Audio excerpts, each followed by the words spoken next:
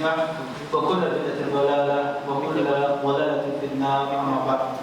Bapak-bapak, ibu-ibu, ikhwan dan akhwat yang senantiasa dimuliakan oleh Allah Subhanahu wa taala. أجلك ذبحناها لنا غنم 100 لا نريد أن نزيد فإذا ولد الراعي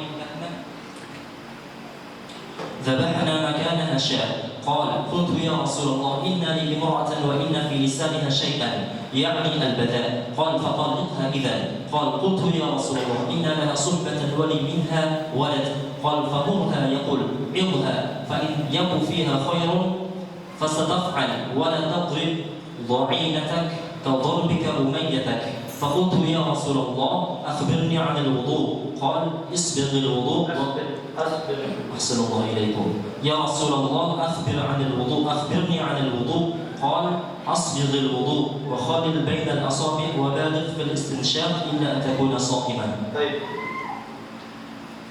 Di sini Imam Abi Dawud membawakan beberapa hadis tentang masalah istinshaq, yaitu memasukkan air ke dalam hidung kemudian mengeluarkannya. Di sini Imam Malik telah ceritakan dari kami dari Qutaibah Ibn Sa'id, kemudian dan juga yang lainnya, mereka berkata telah diberitakan kepada kami dari Yahya bin Sulaim, dari Ismail bin Kathir, dari Asim bin Laqid bin Sabra, dari bapaknya Laqid bin Sabra. Beliau berkata, sesungguhnya aku adalah utusan dari Bani Muntafiq atau utusan dari Bani Muntafiq ke Nabi SAW. Ketika kami sampai ke rumahnya Rasulullah SAW, falam nusafirhu fi manzilih, maka kami tidak menemui Nabi SAW, tidak mendapati Nabi SAW di rumahnya. Wa sadaqna Aisyah ummul mukminin, dan kami menemui bertemu dengan Aisyah ummul mukminin, ibunda kaum mukminin. Kemudian Aisyah memerintahkan rumah. Kemudian setelah itu datang Nabi SAW. Kata Nabi SAW, sudahkah dibikinkan untuk kalian, atau sudahkah diperintahkan untuk disajikan untuk kalian? Maka kami pun mengatakan, "Na'am ya Rasulullah." Betul wahai Rasulullah, telah disajikan untuk kami. Di saat-saat kami duduk, kata Laqid bin Sabra, di saat-saat kami duduk bersama Nabi SAW, tiba-tiba ada seorang pengembala kambing. Dia memasukkan kambingnya ke kandang, dan bersama rombongan kambing tersebut ada kambing kecil, sakhlah, yang mana kambing kecil ini mengembek-embek. Kemudian melihat demikian, Nabi pun mengatakan, "Mana ya fulan? Apa yang kamu asuh wahai pengembala?" Kata pengembala ini, "Wahai Rasulullah, saya sedang mengasuh ini, ada seekor kambing melahirkan seorang anak." Kemudian Nabi mengatakan, "Fadbah lana makanaha syah." Sembelihlah seekor kambing tersebut, kambing ada di sembelih sebagai ganti adanya kambing telah lahir. Kemudian Nabi pun berkata kepada kami, kata Laqid bin Sabra, "Jangan engkau kira kami ini menyembelih kambing ini lantaran kamu bertamu, tidak," kata Nabi SAW. Sesungguhnya setiap kami punya kambing 100 ekor, kami tidak menginginkan lebih dari itu. Maka jika seekor kambing tersebut beranak, maka kami suruh untuk disembelih satu ekornya. Kemudian Laqid bin Sabra pun berkata, "Wahai Rasulullah, saya ini memiliki istri, dan istri saya ini perkataannya kotor, perkataannya kasar." Kemudian kata Nabi sallallahu, "Fatalliqha ilah." Kalau begitu ceraikan saja istrimu. Kemudian sahabat yang mulia ini mengatakan, "Wahai Rasulullah, sesungguhnya istriku ini temanku, dan aku punya anak dengannya." Kemudian kata Nabi sallallahu, "Kalau begitu perintahkan dia kemudian katakan kepada dia, nasihati dia. Jika seandainya dia melakukan, ya, maka itu adalah sesuatu kebaikan. Dan jangan engkau pukul istrimu sebagaimana seorang tua memukul budaknya. Faqultu ya Rasulullah akhbirna dulu. Kalau begitu wahai Rasulullah, beritakan kepadaku tentang wudu. Kemudian kata Nabi SAW, sempurnakanlah wudu, sela-selalah di antara jari jemarimu, dan betul-betullah memasukkan air ke dalam hidung kecuali engkau dalam keadaan puasa. Bapak Ibu, ikhwan dan akhwat yang dimuliakan oleh Allah Subhanahu wa taala, hadis ini hadis yang panjang, banyak sekali, memiliki banyak faedah. Pertama, hadis ini menceritakan tentang masalah ada utusan datang kepada Nabi SAW. Utusan ini adalah utusan dari Bani Mutafir. Datang ingin bertemu kepada Nabi SAW, dan mereka tidak mendapati Nabi di rumahnya. Yang mereka temui cuma Aisyah istri Nabi SAW. Kemudian Aisyah menyuguhkan makanan, memberikan makanan. Ya, tidak berapa lama datang Nabi SAW. Kemudian Nabi pun saat melihat ada pengembala kambing beliau, ya, di antara kembalaan beliau ada kambing yang melahirkan, Nabi pun menyuruh untuk disembelih satu ekor kambing, ya, untuk disajikan kepada tamu ini. Dan semacam itu adat Nabi SAW, jika bertambah kambingnya disembelih satu ekor. Kemudian setelah itu sahabat ini ketika disajikan oleh Nabi makanan kambing, kemudian sahabat ini bertanya, wahai Rasulullah, bagaimana ya tentang seorang istri yang kata-katanya kasar? Apa yang harus saya lakukan? Kemudian kata Nabi SAW, talak dia. Kemudian sahabat ini, wahai Rasulullah, dia itu pendampingku dan saya punya anak dengan dia. Kemudian kalau begitu kata Nabi, suruh dia taat. Ya, nasihati dia. Kalau dia melakukan, maka itu adalah sebuah kebaikan. Ya, dan jangan engkau pukul istrimu sebagaimana seorang tua memukul seorang budak. Kemudian di akhir hadis, sahabat ini bertanya tentang masalah wudu. Ya, maka Nabi menjelaskan wudu yang baik itu adalah ya dia menyempurnakan wudunya, kemudian menyela-nyela jarinya, kemudian betul-betul masukkan air ke dalam hidung kecuali dalam keadaan puasa. Bapak Ibu, kalau kita lihat dari hadis ini banyak sekali faedah yang bisa kita ambil. Faedah yang pertama adalah perintah, ya, kita disuruh untuk memuliakan tamu. Bagaimana Aisyah radhiyallahu taala anha di sini memuliakan tamu. Kapan seseorang itu dikatakan tamu? Apa dhabitnya? Apa kaidahnya? Seseorang itu dikatakan dia tamu kita. Apakah tetangga di sebelah berkunjung tiap hari ini adalah tamu? Ya, atau kawan datang sekampung ya ke rumah kita, apakah itu tamu? Maka para ulama mengatakan tamu itu adalah seseorang yang melakukan perjalanan jauh, yaitu seorang musafir. Maka jika ada orang itu musafir datang ke tempat Anda, maka itu tamu. Kalau masih sebagai baru, ini lain tamu. Ya, ini perhatikan. Ya, ini bukan tamu. Ya, ini siapa nanti dijelaskan. Tamu itu adalah orang yang melakukan safar, dalam bahasa Arab dhaif. Ya, apa yang dimaksud dalam dhaif? Yaitu orang yang melakukan safar. Dari Martapura datang ke Banjarbaru, ini ada tamu, ini tamu dalam bahasa Arab, bukan dhaif. Ya. Kalau bahasa kita ini kurang berelang aja. Ya. Tapi ini bukan dhaif di dalam bahasa Arab. Kenapa? Karena keharusan. Kalau ada tamu itu wajib dimuliakan. Memuliakan tamu itu ada 3 tingkatan. Yang pertama adalah tamu itu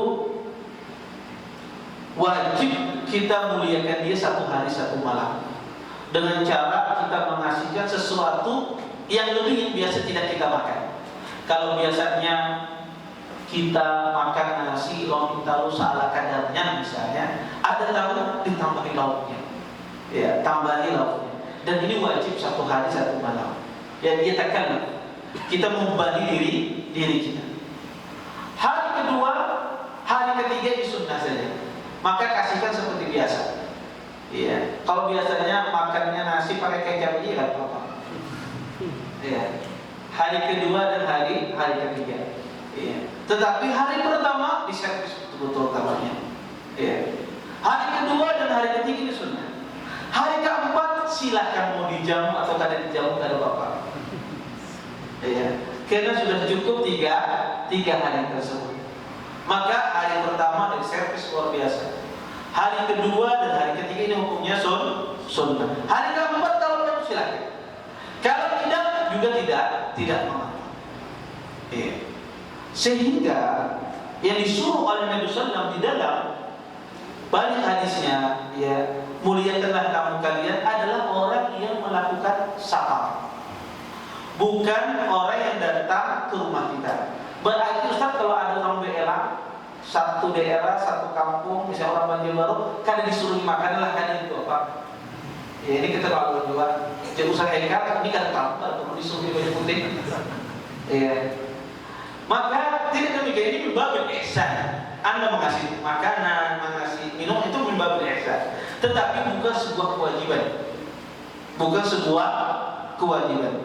Berbeda dengan tamu dari jauh. Maka ini adalah sebuah kewajiban. Makanya di dalam hadis ini Aisyah radhiyallahu taala anha ketika datang tamu itu ke rumah Nabi sallallahu alaihi wasallam langsung disajikan oleh Aisyah radhiyallahu taala anha. Karena semacam itu. Iya, kita memuliakan tamu. Baik. Apa hukumnya sih memuliakan tamu ini, Ustaz? Ulama berselisih tentang hukum memuliakan tamu. Jumhur ulama mengatakan memuliakan tamu ini hukumnya sunnah. Maksudnya kalau seandainya dia tidak menjamu maka dia tidak berdosa. Iya. Tapi kalau dia jamu, tamu tersebut dia servis, maka dia dapat pahala. Yang kedua, sebagian ulama mengatakan dibedakan tamunya. Kalau tamunya datang dari kota ke desa, kata Imam Ahmad wajib ini dijamu. Karena biasanya tempat di desa itu tidak ada penginapan, tidak ada tempat tinggal. Berbeda kalau seandainya dia turunnya di kota. Kalau dia turunnya di kota, itu biasanya banyak tempat penginapan dan seterusnya. Beda di kampung. Maka Imam Ahmad melihat wajibnya dimuliakan tamu ini, kita berikan tempat tinggal, kita berikan makan dan minuman ketika tamu itu datang ke desa. Orang desa yang menyambutnya. Karena biasanya di desa itu tidak ada penginapan, tidak ada susah. Ya.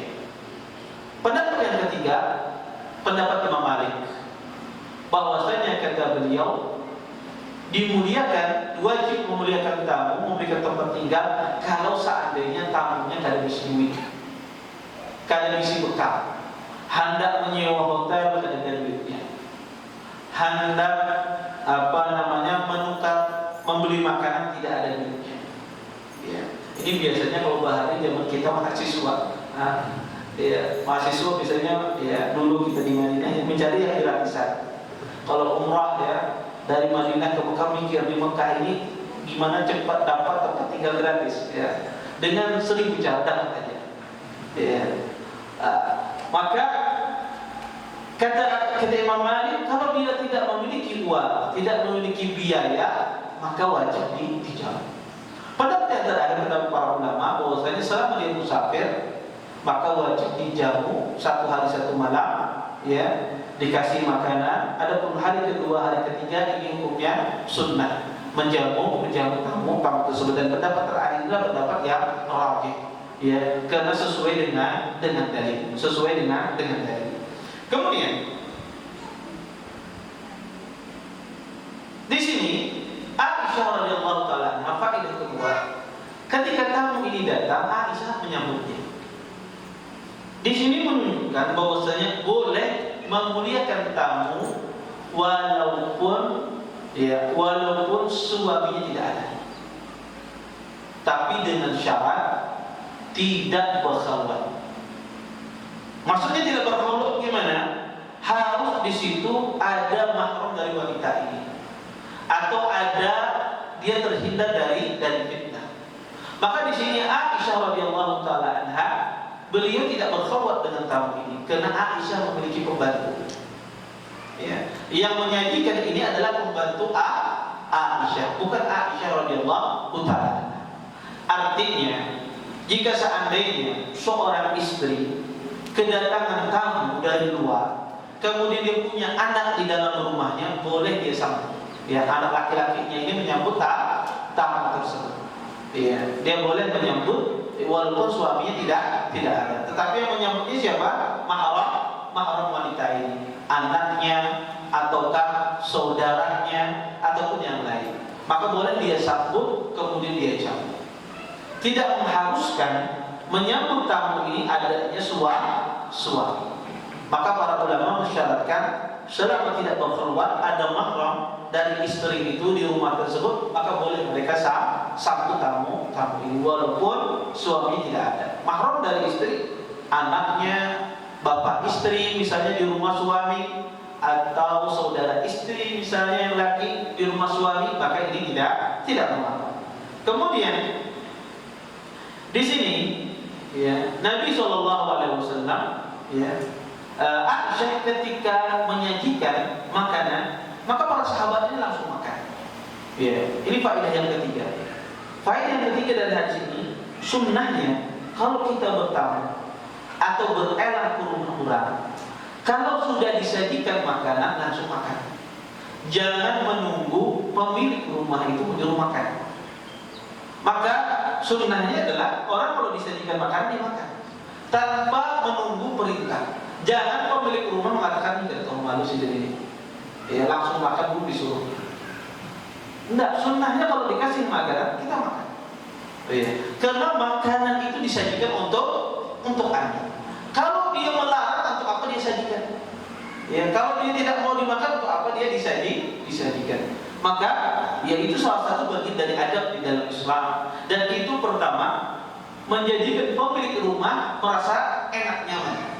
Ya Masya Allah tamu ini yang benar kasih makanan langsung makan. Kadang-kadang ada sebagian tamu disuruh minum suruh makan tuh kadang-kadang akhirnya nyaman ini keliru. Ya, kalau Anda mau makan makan langsung.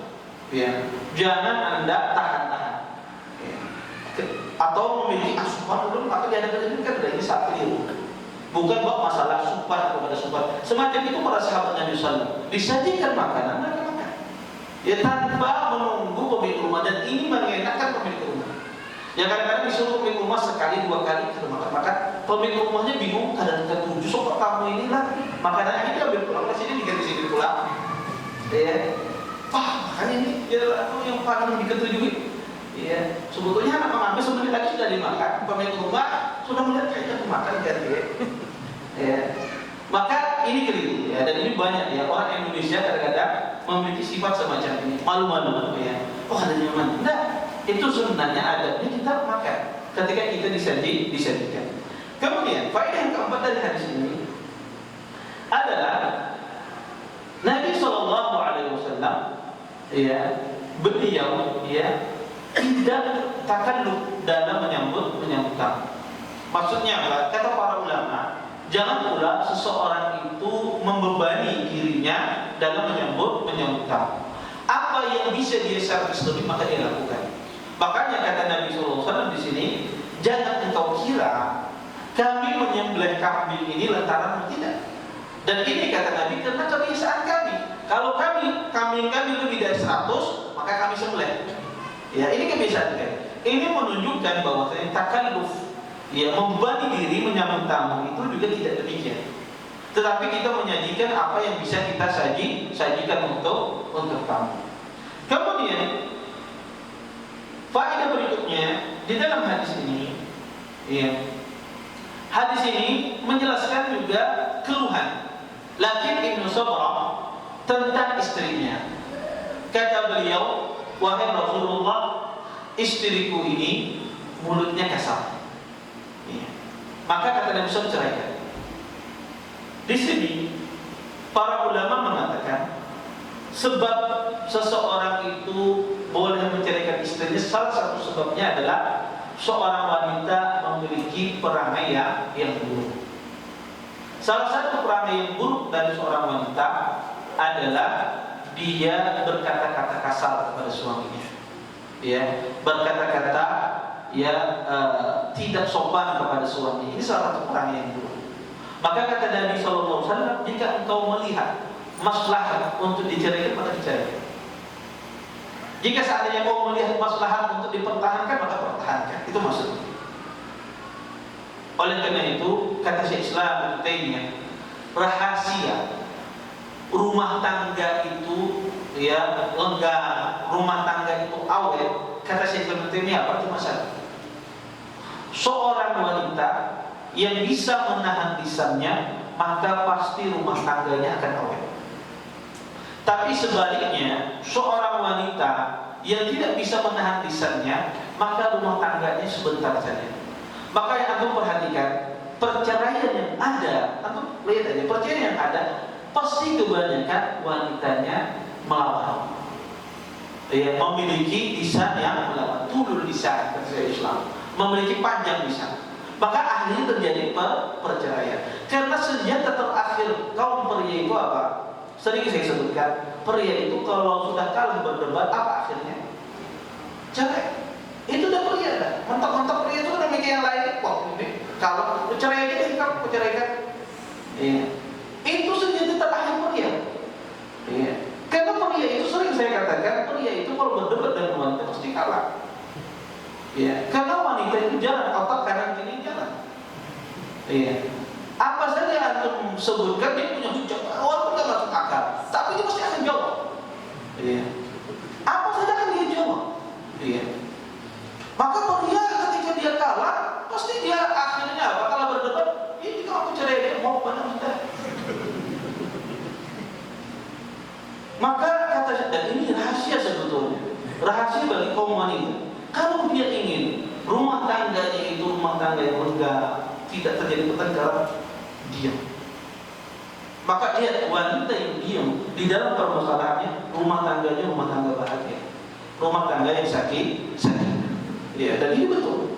Ya, antum perhatikan aja, terjadi perceraian di mana-mana itu tidak lain istrinya juga suka menjawab, suka mendebat. Ya. Maka, kata Nabi SAW, ceraikan dia kalau seandainya engkau melihat maslahat itu pada perceraian. Karena menceraikan ketika memiliki akhlak yang jelek ini tidak makruh, diperbolehkan. Dan ini cerai yang syar'i. Kemudian sahabat ini dia sayang sama istrinya. Wah ya Rasulullah, ini temanku, aku punya anak dengan dia. Kalau begitu kata Nabi, jangan kau tergesa-gesa menceraikannya. Kalau kau punya anak, maka nasihati dia, perintahkan dia. Jika dia menerima, kata Nabi SAW, jika dia menerima, jangan engkau pukul istrimu, sebagaimana engkau seorang tuan memukul budaknya. Subhanallah, ya. Karena di dalam Islam Allah Subhanahu wa taala mewajibkan bagi kaum pria itu berkata baik, berbuat baik kepada istri. Kata Allah, wa ashiruhunna bil ma'ruf.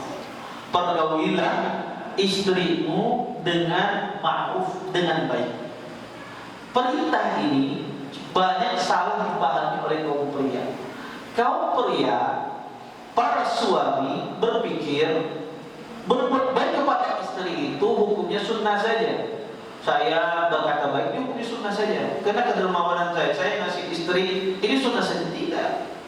Berkata baik, berbuat baik kepada istri itu hukumnya wajib. Bukan sunnah, tapi hukumnya wajib. Kalau ada suami berkata kasar kepada istrinya, menyakiti hati istrinya, maka dia berdosa. Bukan berdosa. Anda berkata kasar atau menyinggung hati istri Anda tanpa dasar dan dia sedih, berdosa. Karena Allah Subhanahu wa taala mengatakan wa akhiruhunna bil ma'ruf. Kata Allah, pergaulilah wanita itu dengan ma'ruf, dengan baik. baik itu perkataan atau perbuatan. Maka hati-hati, karena kaum pria menganggap dia berkata baik, berbuat baik ini suatu sunnah saja, atau sesuatu yang hal ini tidak wajib baginya.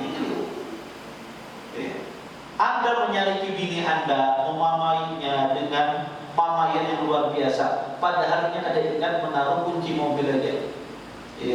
Mencari kunci mobil di mana? Kau taruh kunci mobil berapa banyak pada ingat lalu seolah itu berapa hari. Langsung dia macam-macam. Menyedihkan istrinya. Maka ini berdosa.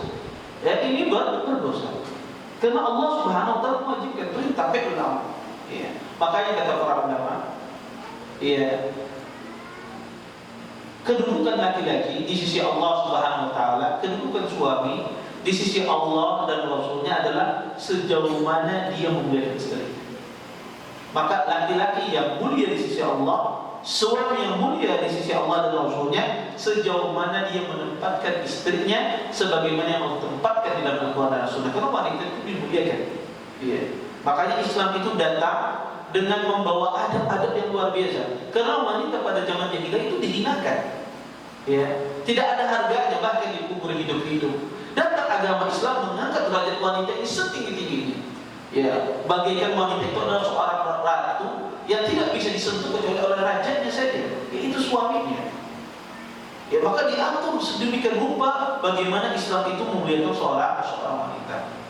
Maka di antara bentuk pemuliaan seorang suami adalah dia tidak berkata kasar, tidak berbuat jelek kepada istrinya. Makanya kata Nabi sallallahu alaihi wasallam, jangan engkau pukul istrimu sebagaimana engkau memukul, sebagaimana seorang budak memukul, sebagaimana seorang tua memukul budaknya. Makanya kata Rasulullah sallallahu ashfaqu haqqu dha'fain. Kata Nabi sallallahu alaihi wasallam, saya sungguh kasihan dengan hak dua orang yang lemah, al-mar'ah wal yatim. Kata Nabi sallallahu alaihi wasallam, seorang wanita dan seorang anak yatim. Karena mereka ini kedua-duanya adalah lemah. Maka jangan sampai seorang suami itu berbuat zalim kepada istrinya.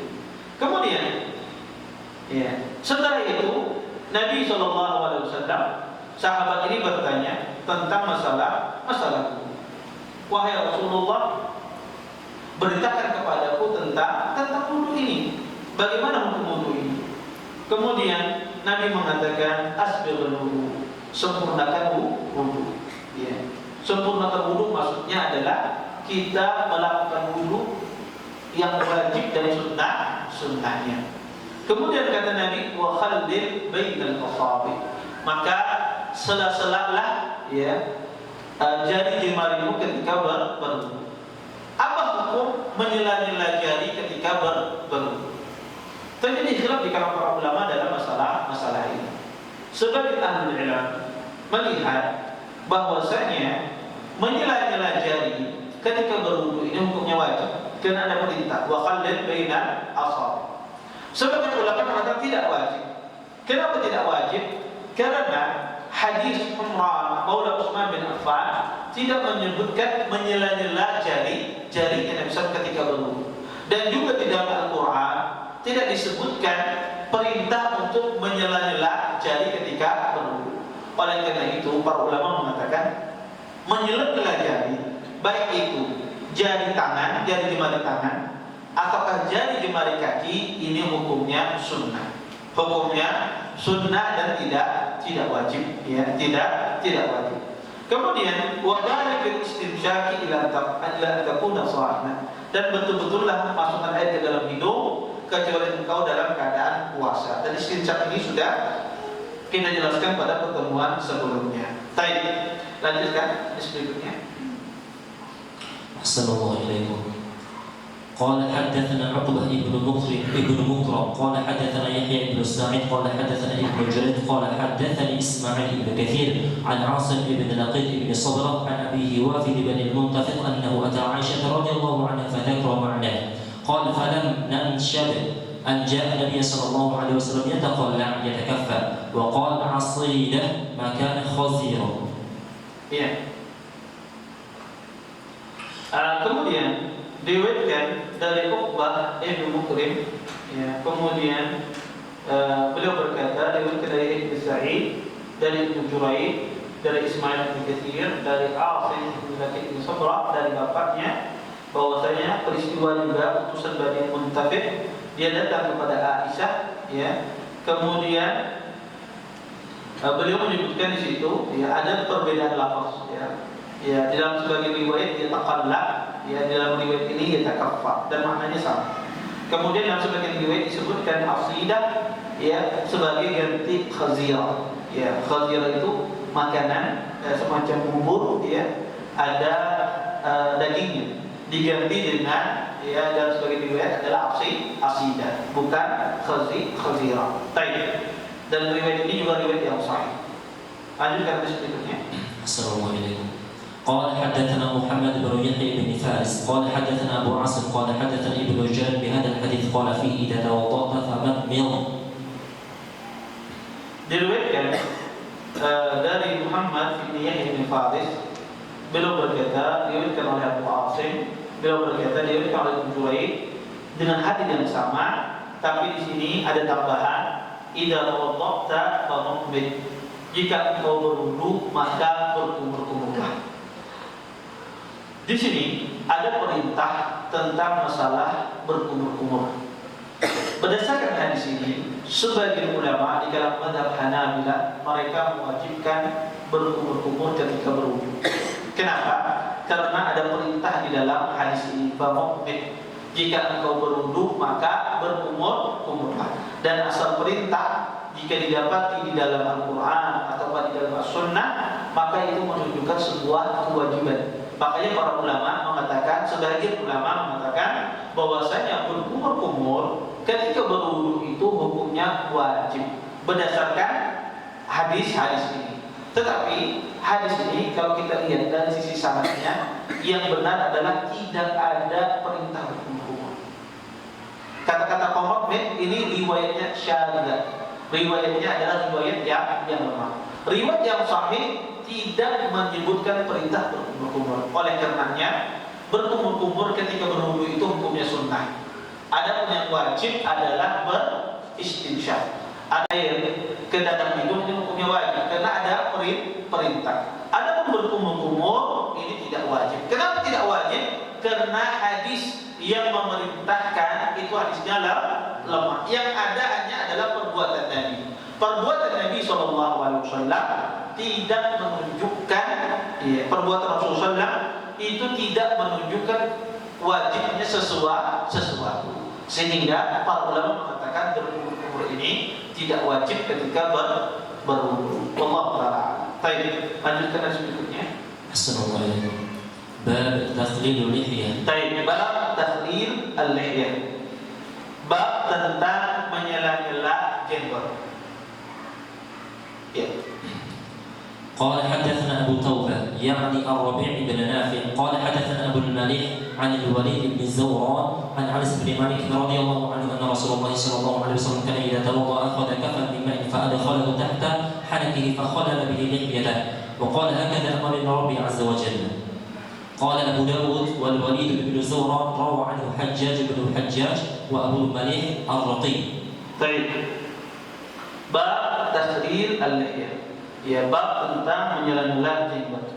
Berkata Imam Abi Dawud, telah diberitakan kepada kami dari Abu Taubah yang nama beliau adalah Rabi bin Nafi'. Beliau berkata, telah diberitakan kepada kami dari Abu Malik, dari Walid bin Zawwan, dari Anas bin Malik, sesungguhnya Rasulullah SAW jika beliau berwudu, beliau mengambil, ya, kafan mimma, mengambil dari telapak tangan beliau air, kemudian beliau masukkan di bawah jenggot beliau. Kemudian beliau sela-sela jenggot beliau. Kemudian Nabi pun mengatakan, hakada amarani Rabbi azza wa jalla. Seperti inilah Tuhanku memerintahkan kepadaku. Berkata Abu Dawud, Walid bin Zawwan telah meriwayatkan darinya Hajjaj bin Hajjaj dan Abu Malik ar-Raqi. Bapak Ibu, ikhwan dan akhwat yang dimuliakan oleh Allah Subhanahu wa taala, hadis ini kalau kita lihat dari sisi sanadnya hadis ini adalah hadis yang lemah. Kenapa dia lemah? Pertama, Al-Walid Ibnu Zawran, muridnya Anas ini, dikatakan oleh para ulama majhul, tidak diketahui kredibilitasnya dalam ilmu hadis. Ya. Maksudnya tidak diketahui kredibilitasnya dalam ilmu hadis apa?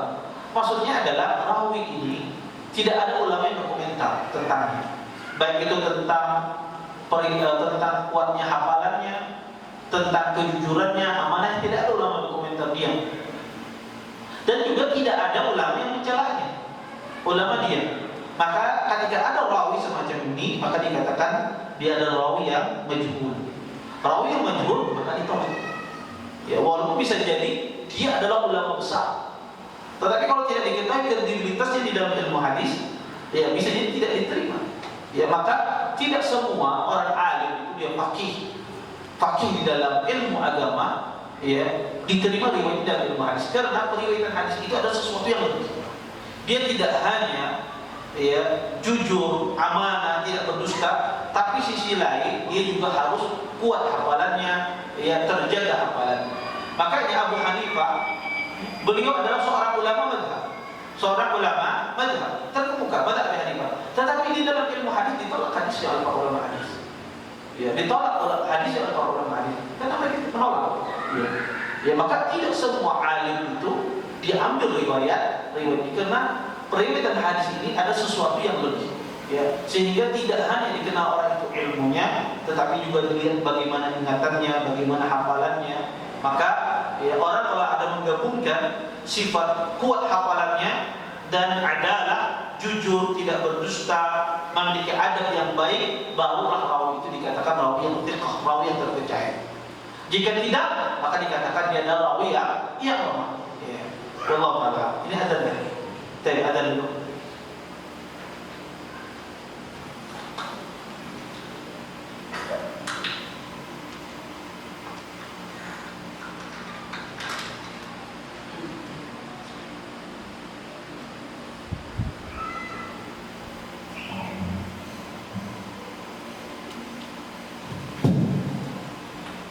Allahu Akbar, Allahu Akbar,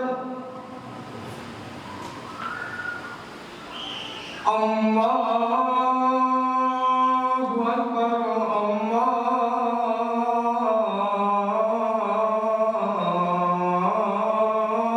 Allahu Akbar.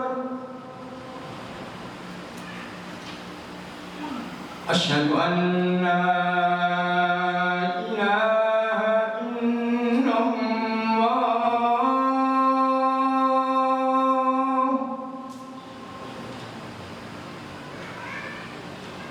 Asyhadu an la ilaha illallah.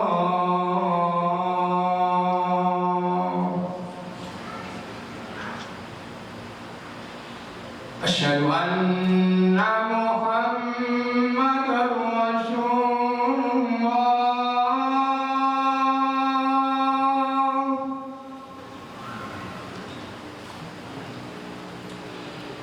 Asyhadu anna Muhammadar Rasulullah.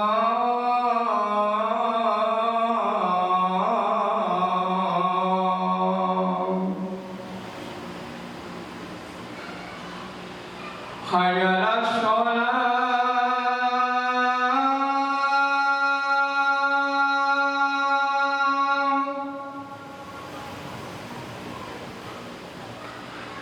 Hayya 'alas shalah.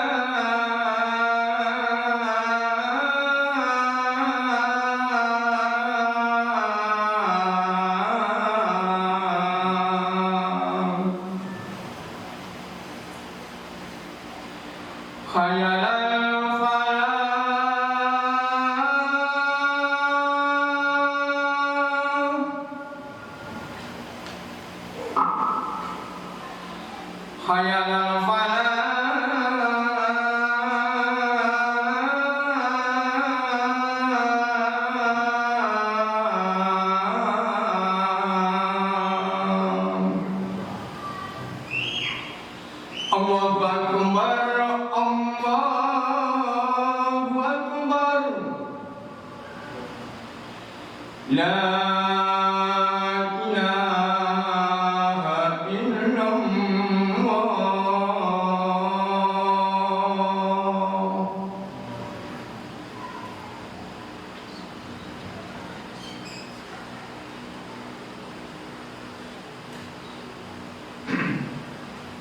Baik, oleh karena itu hadis ini adalah hadis yang lemah.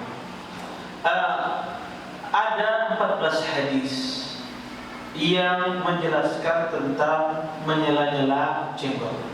Ada kurang lebih sekitar 14 hadis yang menjelaskan tentang menyela-nyela jenggot. Di antaranya hadis Aisyah, kemudian di antaranya juga hadis Abdullah bin Umar. Ya, banyak, lebih dari kurang lebih 14 hadis berbicara tentang menyela jenggot. Dan semua hadisnya adalah hadis yang lemah. Semua hadisnya adalah hadis yang lemah dan tidak bisa saling menguatkan. Ya, semuanya hadis yang lemah dan tidak bisa saling menguatkan. Oleh karena itu terjadi khilaf di kalangan para ulama tentang hukum menyela jenggot. Sebagian ahli ilmu, jumhur ulama mengatakan bahwasanya menyela jenggot ini hukumnya sunnah ketika berwudu. Sebagian lagi mengatakan menyela jenggot ini hukumnya wajib ketika berwudu.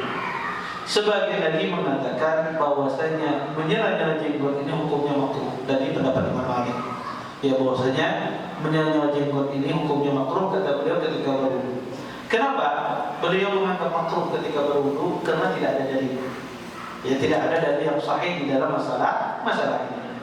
Wallahu taala a'lam. Berdasarkan kalau kita lihat khusus ya dalil-dalil, maka betul tidak ada hadis yang sahih menjelaskan tentang masalah menyela-nyela jenggot ini. Tetapi para ulama mengatakan menghukumi itu suatu makruh itu suatu yang sangat susah. Ya. Maka yang benar adalah boleh saja seseorang itu menyela jenggotnya. Ya, boleh dia ketika berwudu dia sela-sela jenggotnya. Ya. Apakah itu wajib? Tidak wajib. Apakah itu sunnah? Maka tidak bisa juga kita katakan sunnah, tapi boleh dia sela-sela jenggotnya. Maksud menyela-nyela jenggot itu ini menyela-nyela. Bukan berwudu itu jenggotnya tidak dikenakan. Ya, tapi maksudnya ketika dia berwudu membasuh jenggotnya, apakah sunnah dia menyela-nyela semacam ini? Ini maksudnya. Bukan dia berwudu, bukan saja jenggotnya nggak kena, enggak. Ya, bukan itu ya. Tapi maksudnya adalah menyela-nyela dengan tangannya semacam ini. Ya, ini disebut dengan menyela-nyela.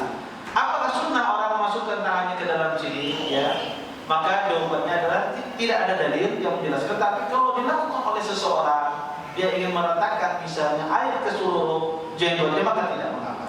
Kalau ada orang yang tidak melakukan pun juga tidak mengapa. Maka wudunya tetap sah. Kenapa?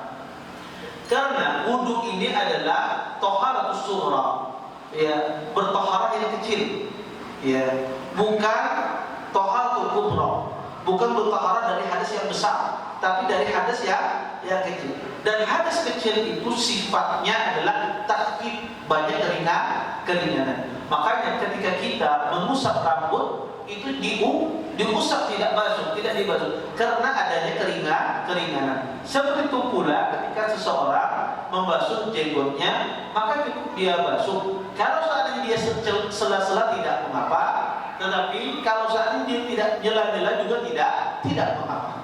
Ya, bukan wudunya tidak sah. Kemudian berbeda halnya dengan thaharatul kubra, taharah dari hadas besar.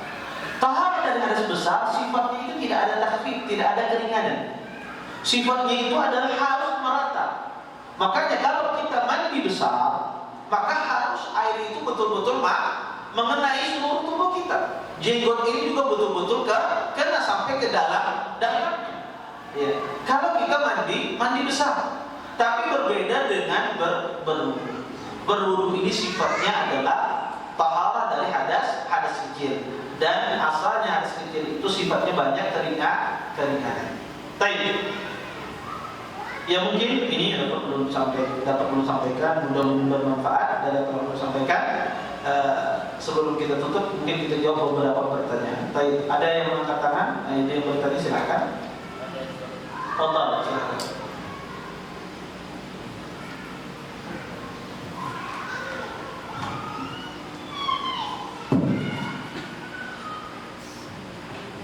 Ya Ustaz, berwudu kan ada 1 kali, ada 2 kali, ada 3 kali. Terus kalau dalam 1 kali wudu dikombinasikan apa bisa? Misalnya tangannya 1 kali, wajahnya 2 kali, pasti kaki 3 kali. Apa sah wudunya begitu Ustaz? Iya. Yang kedua, kami ada hadis bertanya, walaupun 3 kali kita wudu 3 kali, tapi kepala ke telinga itu 1 kali aja, apa itu sahih hadisnya? Terus yang ketiga, ada seorang padi mendatangi Umar bin Khattab karena ingin menceraikan istrinya karena terlalu cerewet. Tapi setelah mengetuk rumahnya Umar bin Khattab radhiyallahu anhu, mendengar Umar lagi diomeli istrinya dan tidak menjawab, pada itu langsung pulang. Apa saya di sini Ustaz? Umar memanggil kembali, saya tidak jadi menceraikan istri karena Amirul Mukminin saja diomelin sama istrinya, diam, apalagi saya. Apa sahih hadis itu? Ya. Baik. Pertama tentang masalah membasuh anggota wudu. Ada dibasuh sekali, kemudian tangannya 2 kali, misalnya kakinya 3 kali. Boleh tidak demikian? Boleh. Apakah ada hadisnya? Ada. Nabi SAW pernah membasuh anggota wudu beliau, ya. Kan Nabi membasuh wajah beliau, ya, sekali-sekali. Kemudian beliau membasuh tangan beliau 2 kali. Maka boleh dia dilakukan demikian. Boleh dia lakukan tidak semua hitungannya sama. Ya ada 1, ada 2, maka juga tidak mengapa. Tetapi keseringannya Nabi SAW semuanya sama. Ketika membasuh muka 1, maka tangan 1, kaki juga 1. Ketika membasuh muka 3, maka tangan 3, kaki juga 3. Nah, adapun mengusap kepala ini tidak pernah dilakukan oleh Nabi lebih dari 1 kali. Ya, tidak ada dalil yang sahih yang menjelaskan bahwasanya Nabi SAW mengusap lebih dari 1 kali mengusap kepala. Yang ada adalah Rasulullah SAW, beliau mengusap kepala beliau cuma satu kali. Adapun masalah yang ketiga adalah masalah Arab Badui demikian. Saya kurang tahu ceritanya itu, tetapi ada cerita yang hampir mirip dengan cerita Umar bin Khattab. Ketika ada seorang sahabat ingin mengadu kepada Umar bin Khattab, dia ingin mengadu kepada Umar bin Khattab radhiyallahu taala. Akhirnya dia datang mengetuk rumah pintu Umar. Ya.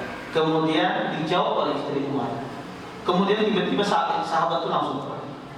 Ketika pergi sahabat itu ditanya oleh sahabat yang lain, itu ada Umar. Kata sahabat ini, sudah selesai haji saya dengan istrinya Umar. Ketakutan sahabat ini dengan istrinya Umar bin Khattab radhiyallahu taala. Dia takut dengan istri Umar, dia bayangkan bagaimana dengan Umar bin Khattab. Ya, lebih lagi. Ya semacam itu. Tapi jadi ini cerita sah. Ya, karena dia selesai haji saya dengan Umar bin Khattab. Ya, dan Umar pun ya kadang-kadang beliau juga pernah mengerjai istri beliau. Ya. Pernah suatu hari istri Umar bin Khattab izin kepada Umar untuk sholat di masjid. Tidak diizinkan oleh Umar. Kemudian istrinya menyebutkan Rasulullah SAW, la tamna'u ima Allah masajid Allah. Wahai Umar, jangan engkau larang wanita-wanita untuk pergi ke masjid. Ingat hadis Nabi, silakan kita pergi ke masjid. Istrinya pergi ke masjid, kemudian Umar datang dari belakang, menepuk punggung istrinya dari belakang. Zaman dahulu wanita itu ketika dia jalan, tidak ada mereka melihat kanan kiri, mereka lurus jalan. Maka Umar menepuk dari belakang, pergi Umar. Kemudian istrinya pun balik ke rumah. Ditanya oleh Umar, kenapa kau balik ke rumah? Tadi kau pergi ke masjid. Zaman sudah rusak, katanya. Padahal yang mana adalah Umar bin Khattab. Di sini ya para ulama, ya bagaimana para sahabiyah itu luar biasa, ya mereka ifahnya menjaga kehormatannya. Nah, intinya, ya cerita yang disebutkan tadi saya kurang tahu, bisa jadi cerita itu ada, tetapi cerita yang semisal tadi ada, ya pernah terjadi pada masa Umar bin Khattab radhiyallahu taala. Baik, ada yang lain? Oke, silakan. Batas safar berapa kilometer? Baik, berapakah batas safar? Sebagian jumhur mengatakan, ya batas safar itu sebagaimana dalam hadis Ibnu Abbas, mereka mengatakan arba'atul farasikh, 4 parsah.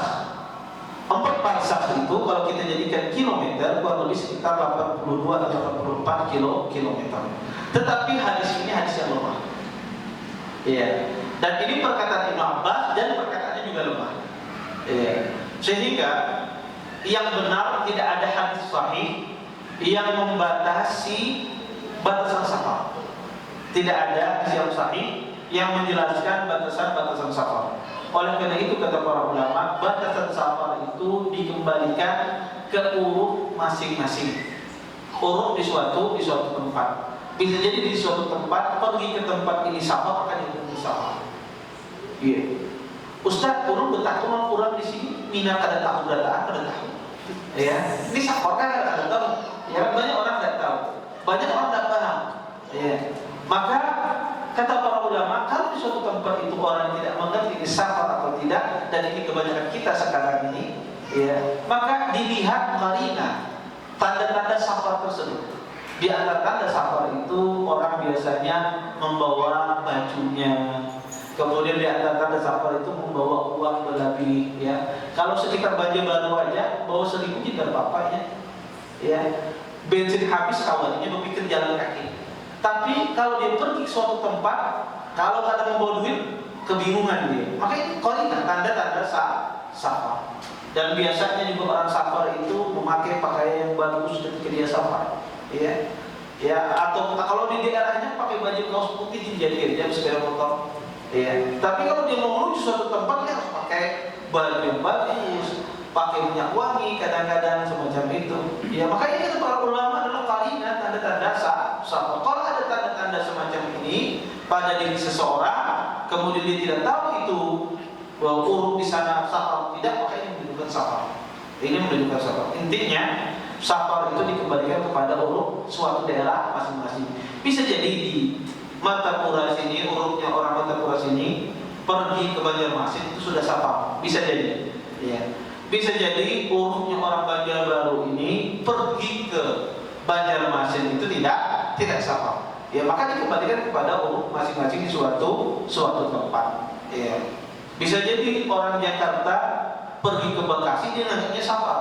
Ya, walaupun dekat. Ya, kan urut mereka semacam itu macet dan seterusnya. Ya. Maka itu dikembalikan kepada urut masing-masing di suatu tempat. Baik. Ini ada pertanyaan. Apabila kita membawa bayi ke kajian di masjid yang mengakibatkan kita susah untuk wudu, apakah terlarang apabila kita menahan BAB agar tidak batal? Menahan BAB ketika sholat hukumnya makruh kalau seandainya mengganggu khusyuannya. Tapi kalau seandainya dia tahan kemudian hilang, dia bisa fokus, maka tidak apa-apa.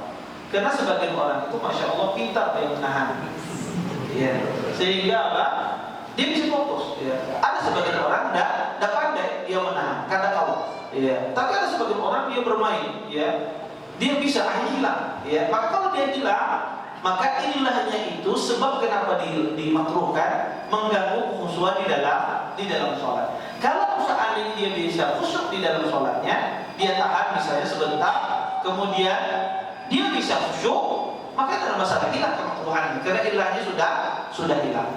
Ya, tetapi kalau seandainya dia tahan terus menerus tidak khusyuk, lebih baik dia batalkan. Batalkan. Baik. Baginya kan siapa? Titiplah orang di sampingnya. Saya seorang istri yang belum bisa taat dan nurut kepada suami saya, sering mendebat, angkat suara dan lain-lain. Minta nasihatnya Ustaz, apa benar fitnah wanita ini ya sama dengan cerewet? Pertama, seorang wanita bagaimana dia menjadikan lidahnya, lisannya menjadi lisan yang bermanfaat? Maka adalah tinggal diganti kebiasaannya. Kalau kebiasaannya suka berpendek, suka berceramah, maka bawa kebiasaannya itu banyak mengaji, banyak berzikir. Makanya di dalam Al-Quran Allah jelaskan sifat istri-istri Nabi SAW. Di antaranya adalah mereka berzikir kepada Allah Subhanahu Wa Taala. Karena zikir itu mengontrol lisan seseorang. Kebanyakan orang ya lisannya tidak teraturan, ya kasar, karena dia kurang berzikir kepada Allah. Dia kurang berzikir kepada Allah, kurang mengaji, kurang membaca Al-Quran, sehingga itu menjadikan lisannya tidak teratur dalam berbicara. Tapi kalau orang itu sering mengaji, makanya harus kita itu Bapak Ibu, sesibuk apapun Anda, harus sehari itu mengaji. Walaupun 1 lembar, ya, tapi harus ada mengaji. Ya, karena mengaji itu membaca Al-Quran itu menjadikan ketenangan di dalam hati. Jangan sampai kita nanti nyaman aja. Hari ini selembar, karena esok jadi 2 lembar. Ya. Esok ada keluar, ya, jadi 3 lembar. Besok nyaman aja selembar. Akhirnya ada pernah ngaji. Sebulan hanya sekali atau 2 kali menyentuh Al-Quran. Maka harus ada kita punya waktu mengaji. Maka ya, khususkan waktu Anda untuk mengaji. Ya. Kalau itu waktu Anda mengaji, jangan terima telepon siapapun, jangan terima apapun. Ya. Dan semacam itu. Kalau Anda lihat orang-orang Arab, baik itu wanitanya, ya, dan masyarakat itu, kalau datang waktu wirid mereka mengaji, ya, raja siapapun datang tidak mereka urus. Ya. Mereka fokus mengaji. Ya. Ada orang bertanya, tunggu, saya mengaji, selesaikan saya mengaji. Maka kalau itu waktu wirid Anda berzikir, mengaji, jangan Anda terganggu dengan orang lain. Ya, tinggalkan HP, telepon nggak usah dijawab. Oh, nggak, tinggalkan, khusus selesaikan dulu wirid Anda mengaji. Ini kebanyakan orang itu tidak menjadikan wirid khusus baginya sehari untuk bagian tertentu dia membaca Al-Quran Karim. Maka harus dijadikan setiap hari itu ada yang kita baca dari Al-Quran Karim. Ya. Jangan sampai kita tidak pernah sama sekali dalam sehari itu membaca Al-Quran. Ini yang menjadikan kadang-kadang hati kita gersang, lisan kita tidak beraturan. Ya. Karena orang yang lisannya selalu zikir kepada Allah, maka menjadikan dia mudah, ya, berbicaranya mudah. Kemudian nasihat saya juga kepada para wanita. Kenapa wanita itu cerewet? Karena dia banyak melihat, membaca sesuatu yang tidak bermanfaat. Ya, di WhatsApp, kemudian ya di Facebook, Instagram, Telegram, apalagi TikTok, ya, semuanya dia lihat di sana. Ya, bahkan gak cukup sekali, 2 kali diulang. Selesai melihat berita, lihat status. Selesai lihat status, ya, lihat, ya, video, ya, seterusnya. Tidak selesai. Dan hati kita ini, Bapak Ibu, itu dia menampung. Kalau yang masuk itu ada sesuatu yang jelek, ditampung oleh hati kita ini. Ketika hati ini menampung, dia luapkan dengan perbuatan kita, dengan perkataan kita. Maka yang Anda ucapkan itu sebetulnya adalah apa yang Anda baca, apa yang Anda lihat, apa yang Anda dengar tiap harinya. Itulah sebetulnya intinya. Tetapi berbeda kalau yang kita lihat itu Al-Quran.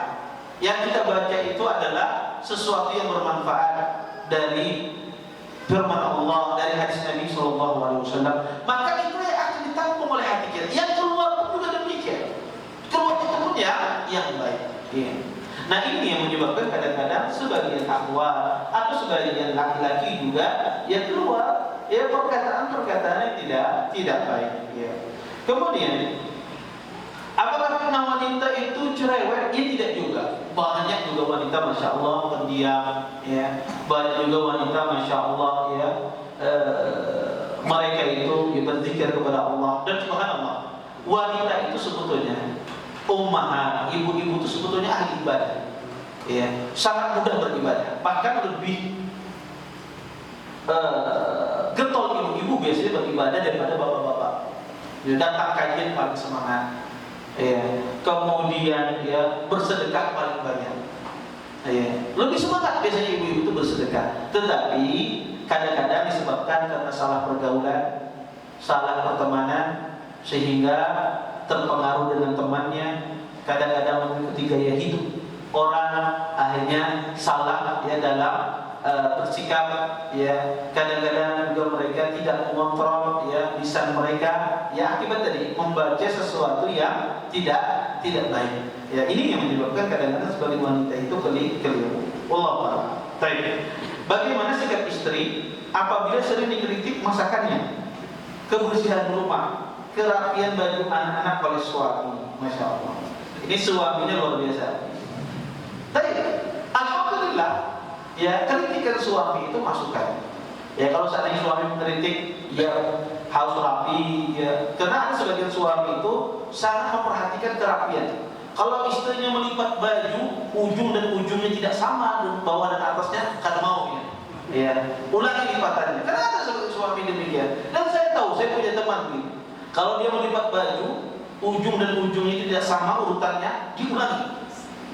Ya, karena ada sebagian laki-laki semacam itu sangat memperhatikan tampilan. Dan itu sesuatu yang baik. Ya, sesuatu yang baik, tapi jangan berlebihan. Ya, maka kalau ada suami mengkritik sang istri, terima, itu masukan. Oh, berarti suami saya tidak senang demikian. Bagaimana saya meraih cinta suami saya? Karena kewajiban seorang istri adalah berkhidmat kepada suaminya. Oh, dia tahu suami tidak senang kalau seandainya baju anak tidak rapi, dia masakan tidak enak, maka Anda belajar. Oh, ini masakan kada nyaman, gini-gini. Oh, kayak apa nyaman? Oh, kasih masak banyak-banyak, misalnya. Ya. Maka yang nyaman sudah masakan. Maka belajar. Ya. Maka kritikan suami, kalau kritikan itu membangun, maka terima. Dan suami juga ketika menyampaikan kritikan, sampaikan dengan yang baik. Ya. Mohon maaf, masakannya nyaman benar, tapi kalau bisa ditambahi sedikit bumbunya. Ya, ditambahi sedikit ini, ya, ini garamnya kurang, ya, ini kurang matang, ya, ini dagingnya masih agak alot. Ini berarti dikritik, tapi dia lembut, enak. Ya, tapi semuanya dia kritik. Maka sampaikan juga kritikan itu dengan kritikan yang baik. Ya, kalau disampaikan dengan kritikan yang baik, insya Allah istri itu menerima. Ya, puji dulu istrinya, baru diangkat setelahnya. Baik. Bolehkah istri menerima tamu dari balik pintu dalam durasi yang cukup lama? Karena tamu mau menunggu sampai suami datang sambil nunggu ngobrol dari balik pintu, tidak boleh. Kalau seandainya ada tamu, ya jangan dibiarkan masuk. Kalau dia mau nunggu di luar, ya jangan nunggu di dalam rumah. Ya, kalau Anda tidak ada mahram, maka suruh dia tunggu di luar. Ya. Dan jika seandainya suami Anda kira-kira agak lama, maka suruh saja Anda nunggu di tempat mana. Kecuali itu tamu jauh, ya tamu jauh datang, ya mencari suami Anda, maka suruh nunggu di luar rumah Anda. Karena ketika dimasukkan di dalam rumah, nanti akan timbul khalwah, ya berduaan antara seorang istri, seorang wanita dengan laki-laki. Maka kalau kamu mau menunggu tidak ada mahramnya wanita itu, maka tunggu di luar rumahnya. Tunggu di luar rumahnya. Jangan dimasukkan di dalam dari atau dari balik pintu. Saya nggak tahu maksud balik pintu ini. Kalau di luar, ya di luar rumahnya, maka tidak ada masalah. Ya, yang penting nggak masuk di dalam rumahnya. Dan juga jangan ngobrol. Ya, seorang wanita jangan ngobrol sama pria bukan mahramnya kalau tidak ada aja. Ya. Kenapa? Karena kadang-kadang pria itu mendapatkan kenikmatan ketika dia ngobrol sama wanita. Berapa banyak pria itu dia merasa nikmat, ya dia mengobrol dengan wanita, hatinya menjadi tenang, dia membawa suara sendiri. Ya. Maka ini tidak boleh. Ya. Dan pria itu harus tahu, harus periksa hatinya. Kalau dia ada wanita ngajak dia bicara, ya, walaupun wanita bercadar, ngajak dia bicara, menimbulkan di dalam hatinya merasa lezat, tinggalkan. Ya, tinggalkan. Ya karena itu setan bermain. Ya agar orang itu terfitnah, dan ini bahaya. Ya, dan ini sangat bahaya. Maka laki-laki juga harus dia periksa hatinya. Kalau dia mendapat merasa nikmat, ngomong sama wanita yang bukan mahramnya, tinggalkan, afwan, sudah selesai. Ya, langsung cepat-cepat dia pergi. Karena seorang laki-laki dan wanita berusaha menjauhi fitnah. Maka kita berusaha menutup pintu fitnah. Walaupun ngobrol seorang laki-laki dengan wanita, kalau dia pakai adab tidak ada masalah, dia bukan Allah. Tetapi kalau ada sudah timbul fitnah, di hati kita terfitnah, maka tinggalkan. Ya, jangan sampai kita berenak-enakan, bernyaman-nyamanan, ya ngobrol dengan wanita karena merasa nikmat mendengar suaranya. Maka ini diharapkan di dalam Islam. Wallahu taala alam. Mungkin kisahnya dapat saya sampaikan.